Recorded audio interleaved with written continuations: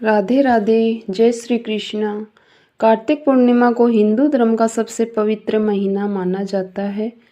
वैसे तो पूर्णिमा प्रत्येक मास के शुक्ल पक्ष का 15वां दिन होता है, लेकिन कार्तिक मास की पूर्णिमा का बहुत ही महत्व माना गया है।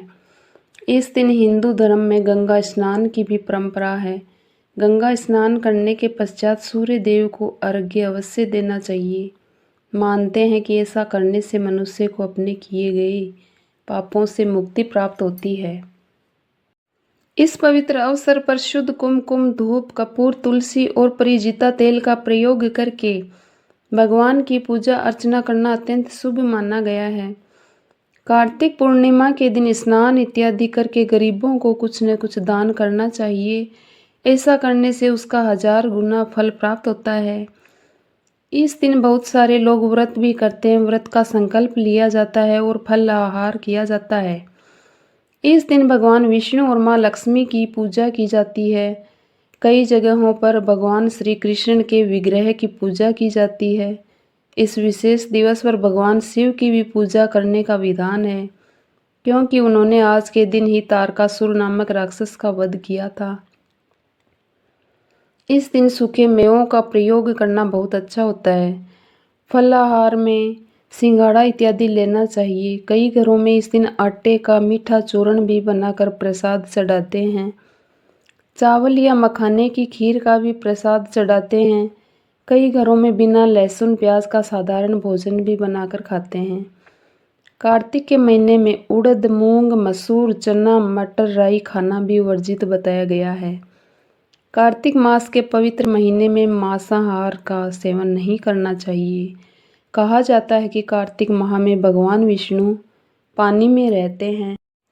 कार्तिक पूर्णिमा का महत्व कई कारणों से है, जैसे कि पाप नाशक गंगा स्नान, बुराई पर अच्छाई की जीत और गुरु नानक देव जी का जन्म दिवस। इस दिन दान पुण्य करने से समृद्धि और मोक्ष की प्राप्ति होती है और पितरों की आत्मा को शांति मिलती है। ये विभिन्न धार्मिक मान्यताओं और त्योहारों का संगम है। माना जाता है कि इस दिन गंगा या अन्य पवित्र नदियों में स्नान करने से सारे पाप धुल जाते हैं और मोक्ष की प्राप्ति होती है। इस दिन भगवान शिव ने त्रिपुरासुर नामक राक्षस का वध किया था, इसलिए इसे त्रिपुरारी पूर्णिमा भी कहते हैं। ये बुराई पर अच्छाई की जीत का प्रतीक है। इस दिन भगवान विष्णु ने प्रलय के दौरान वेदों की रक्षा के लिए मत्स्य अवतार लिया था, इसलिए यह दिन बहुत शुभ माना जाता है।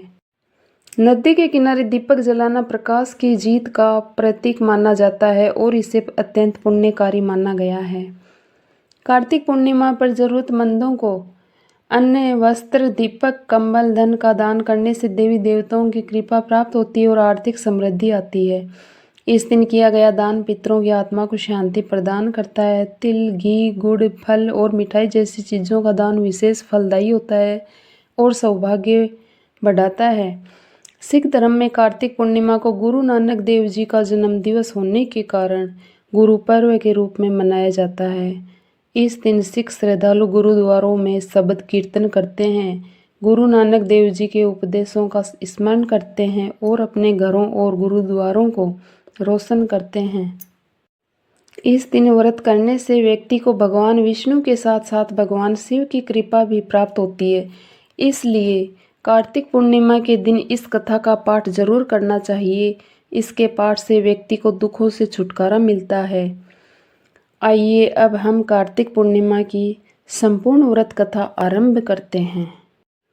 कार्तिक मास की कथा के अनुसार जब भगवान कार्तिकेय ने तारकासुर का वध किया था, उससे क्रोधित होकर तारकासुर के 3 पुत्रों ने देवताओं से बदला लेने का फैसला किया। तीनों के नाम थे तारकाक्ष, कमलाक्ष और विद्युन्माली। देवताओं को पराजित करने के लिए पहले तीनों ने तपस्या की और तपस्या के लिए जंगल में चले गए। उन्होंने हजारों वर्षों तक अत्यंत कठोर तप किया। उनके कठोर तप से ब्रह्मा जी प्रसन्न हुए और उनके सामने प्रकट हुए और ब्रह्मा जी ने तीनों से वरदान मांगने के लिए कहा। तीनों ने कहा कि ब्रह्मा जी, हमने आपको प्रसन्न करने के लिए कठोर तप किया है, आप हमें अमरता का वरदान दें। उनका यह वरदान सुनकर ब्रह्मा जी ने कहा कि मैं आपको अमरता का वरदान नहीं दे सकता, लेकिन तुम इसमें कोई ऐसी शर्त रख लो जिसके पूर्ण होने पर ही आपकी मृत्यु होगी, वैसा वरदान मैं तुम्हें दे सकता हूँ। ब्रह्मा जी के वचन सुनकर तीनों ने बहुत विचार किया और ब्रह्मा जी से वरदान मांगा, हे प्रभु, आप हमारे लिए 3 तारों पर 3 नगरों का निर्माण करें। वे तीनों तारे अर्थात नगर जब अभिजीत नक्षत्र में एक पंक्ति में आएंगे और उसी समय कोई व्यक्ति अत्यंत शांत अवस्था में हमें मारेगा, तभी हमारी मृत्यु होगी और हमें मारने के लिए उस व्यक्ति को एक ऐसे रथ और बाण की आवश्यकता होगी जो बनाना असंभव हो। सिर्फ उससे ही हमारी मृत्यु हो। उनकी इच्छा सुनकर ब्रह्मा जी ने कहा, तथास्तु, आप तीनों की इच्छा के अनुसार ही होगा। तीनों असुरों को मिले वरदान के अनुसार ब्रह्मा जी ने उन्हें 3 तारों पर 3 नगर निर्माण करने के लिए विश्वकर्मा जी को आज्ञा दी। विश्वकर्मा जी ने तारकाक्ष के लिए स्वर्णपुरी, कमलाक्ष के लिए रजतपुरी और विद्युन्माली के लिए लोहपुरी का निर्माण कर दिया। ब्रह्मा जी से वरदान प्राप्त करने के बाद तीनों असुर बहुत प्रसन्न हो गए। इसके बाद उन्होंने सभी लोकों में आतंक मचाना शुरू कर दिया। इन तीनों असुरों को एक साथ त्रिपुरासुर कहा जाता था। त्रिपुरासुर जहाँ भी जाते वहाँ ही लोगों और ऋषियों को सताने लगते। उन्होंने देवताओं को भी देवलोक से बाहर निकाल दिया। त्रिपुरासुर के आतंक से त्रस्त होकर उन्हें हराने के लिए सभी देवता एकत्रित हुए। सभी ने अपना सारा बल लगाया, परंतु त्रिपुरासुर को हराने में कामयाब नहीं हो पाए। अंत में सभी भगवान शिवजी की शरण में गए। देवताओं ने कैलाश पर्वत पर जाकर शिवजी को पूरा वृत्तांत बताया। तब भगवान शंकर ने कहा कि आप सभी देवता मिलकर प्रयास करें। देवताओं ने कहा, प्रभु, हम सभी ने मिलकर त्रिपुरासुर का वध करने का प्रयास किया, लेकिन हम कुछ नहीं कर पाए।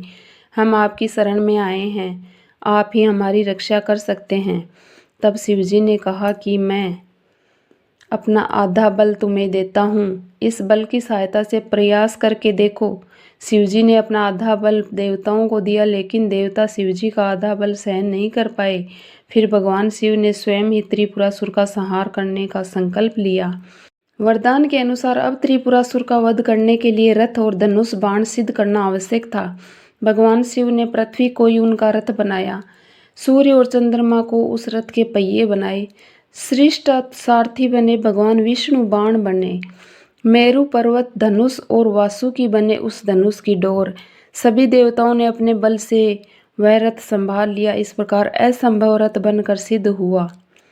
लेकिन जैसे ही भगवान शिवजी उस रथ पर सवार हुए, उनकी शक्ति के कारण वह रथ डगमगाने लगा। तभी विष्णु भगवान वृषभ बनकर उस रथ में जुड़े।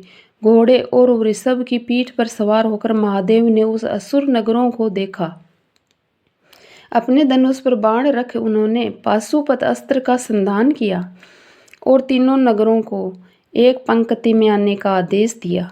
अभिजीत नक्षत्र में तीनों नगर एक पंक्ति में आते ही भगवान शिवजी ने अपने बाण से तीनों नगरों को जलाकर भस्म कर दिया।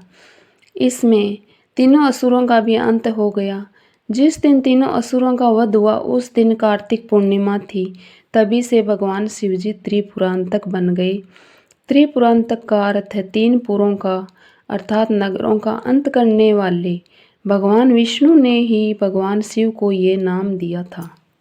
इस प्रकार ये कथा पूर्ण हुई। आपको कथा अच्छी लगे, जानकारी अच्छी लगे तो लाइक और शेयर करें और चैनल को सब्सक्राइब जरूर करें। धन्यवाद।